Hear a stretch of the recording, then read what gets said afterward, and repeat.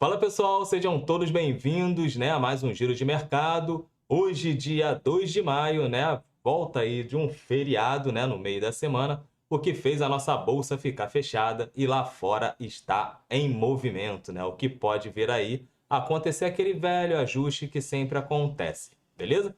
Bom, hoje no Giro de Mercado a gente vai falar um pouco mais sobre o que aconteceu na decisão de política monetária ontem pelo Federal Reserve, que é o Banco Central norte-americano, O seu presidente, Jerome Powell, depois deu o seu discurso, E depois teve ali as perguntas e respostas. Eu separei algumas coisas que são mais interessantes para a gente poder ficar de olho, tá? O vídeo vai ser bem rapidinho, até porque ontem nós não tivemos o nosso Ibovão da Massa aberto. Show? Bom, quem vos fala sou eu, Vinícius Vilas Boas, assessor de investimento da XP Investimentos, sócio do escritório Cashwise e idealizador aqui do canal, certo? Então, caso você esteja chegando aqui agora, não deixe de se inscrever, de ativar o sininho de notificação, dar esse like aí, porque isso me ajuda a entregar esse conteúdo a mais pessoas e compartilhar também com todos os seus amigos para o pessoal que gosta daquele Morning Call. Aqui é com fatos e dados, sem viés, tá? Então, todos os ativos que eu mencionar não tem recomendação de compra nem de venda, é só você fazer os seus estudos, beleza? Aqui na descrição do vídeo tem um link para minhas redes sociais, No caso ali o Instagram, que fica mais fácil para a gente trocar ideias. E também, caso você queira ter conta na XP e ser assessorado diretamente por mim, é só clicar aqui no link e abrir a sua conta na XP. Não tem nenhum tipo de taxa de manutenção, tá? Bom, primeiro ponto, a decisão do Fed foi simplesmente manter a taxa inalterada, Então, esse foi um primeiro ponto ali. Então, o comitê decidiu manter a taxa inalterada, sem perspectiva de aumento, até porque foi mencionado lá nas perguntas e respostas ali se de repente o comitê poderia votar para subir taxa de juros, e Jerome Powell respondeu que não, Não tem nenhum tipo de indício de subir taxa de juros, Então, o objetivo do Fed é manter as taxas altas até o ponto, de todos estarem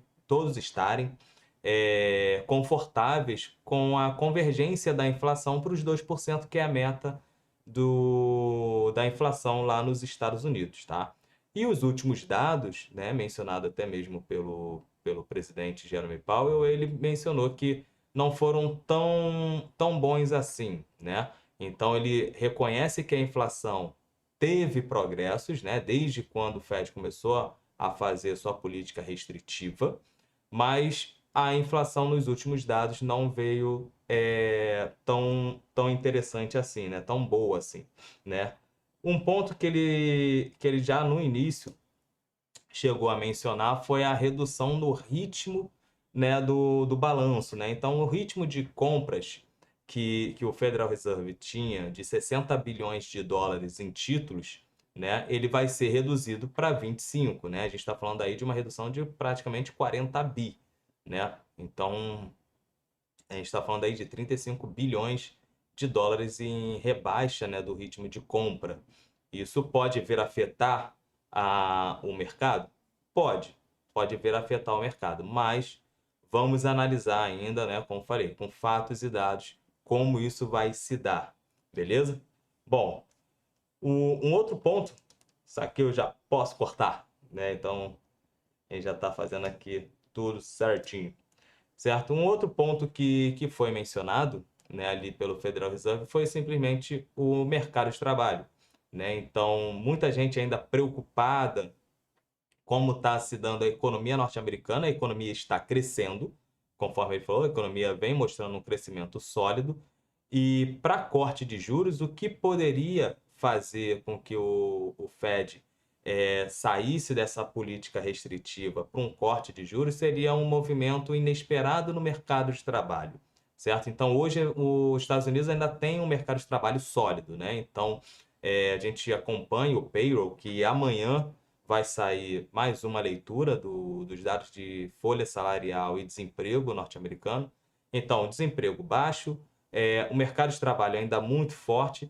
Ele sinalizou, e destacou a questão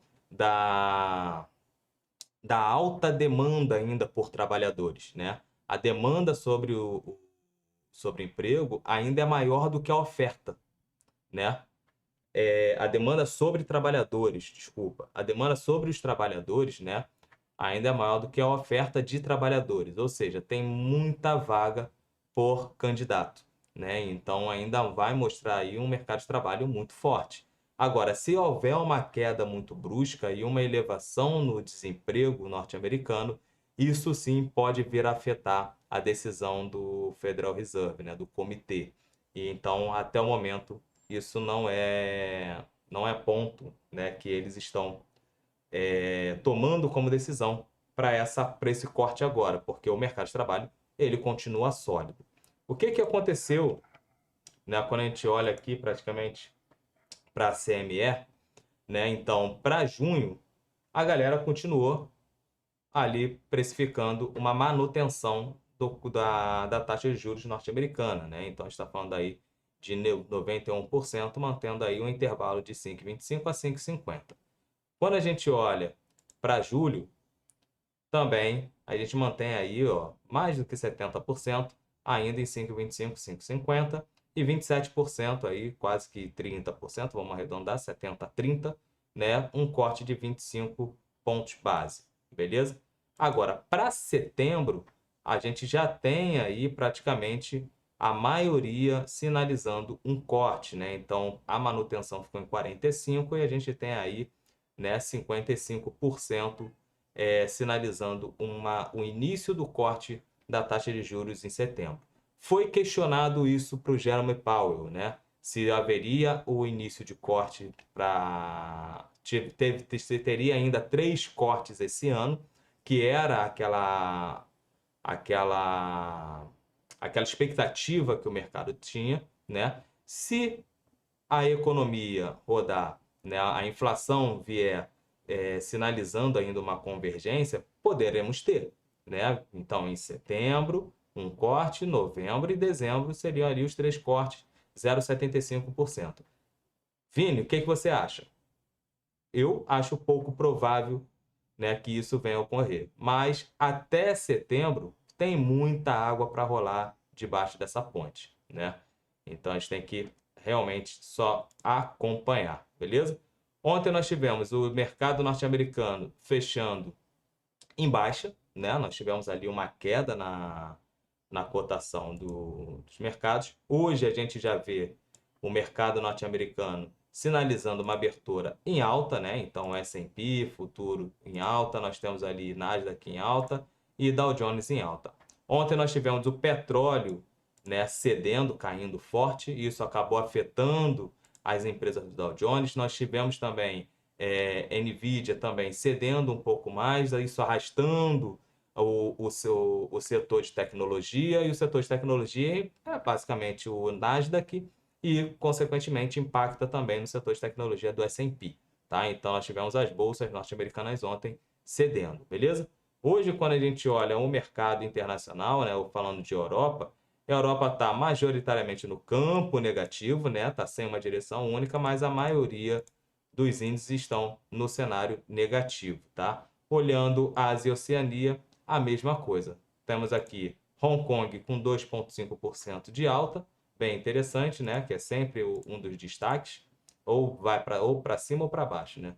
E nós temos aqui a sua maioria no cenário negativo. Vamos acompanhar que Ásia e Oceania ela acaba seguindo muito o que aconteceu com o mercado americano no dia anterior, tá? Então nós temos essas questões.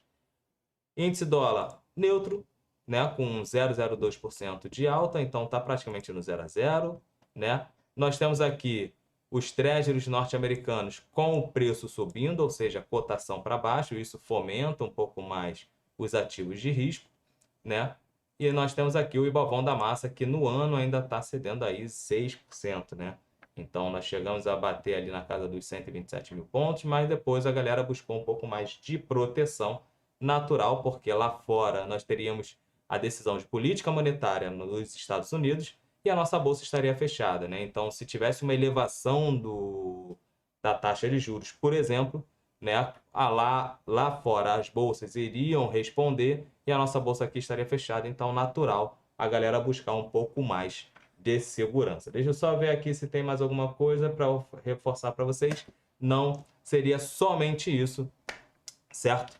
Bom, o Jeremy Powell foi basicamente, não trouxe muita novidade, o que todo mundo já esperava basicamente, o que ele falaria foi falado, manutenção de taxa de juros, que a política restritiva vai permanecer por tempo que o comitê entender que tem que ficar, né, até a inflação vir para uma convergência de 2% e a galera ficar mais confortável com isso.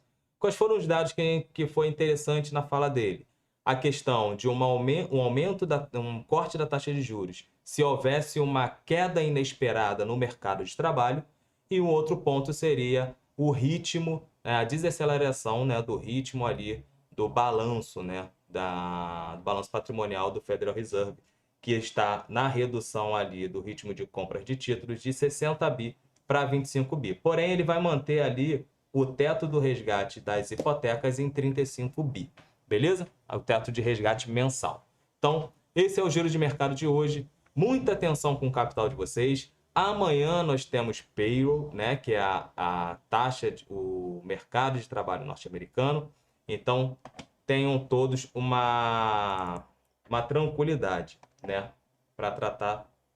Deixa eu só trazer aqui, que eu já leio para vocês aqui o que nós temos hoje, né, de agenda, que eu não trouxe a agenda para vocês, beleza?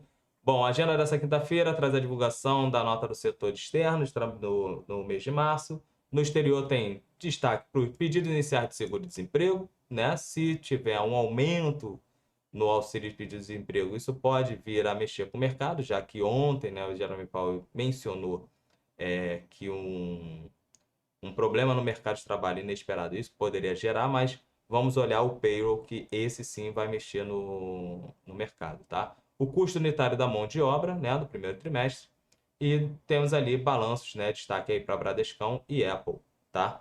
Bom, vamos olhar aqui rapidamente, pá, confiança nisso aqui não vai mudar muita coisa, BC 2 horas da tarde, 2h30, fluxo cambial. Bom, os eventos aqui, teleconferência do Bradescão, 10h30 da manhã, né? Tesouro aqui, nosso Brasilzão, vai fazer o leilão dele, vamos acompanhar se vai ter demanda ou não.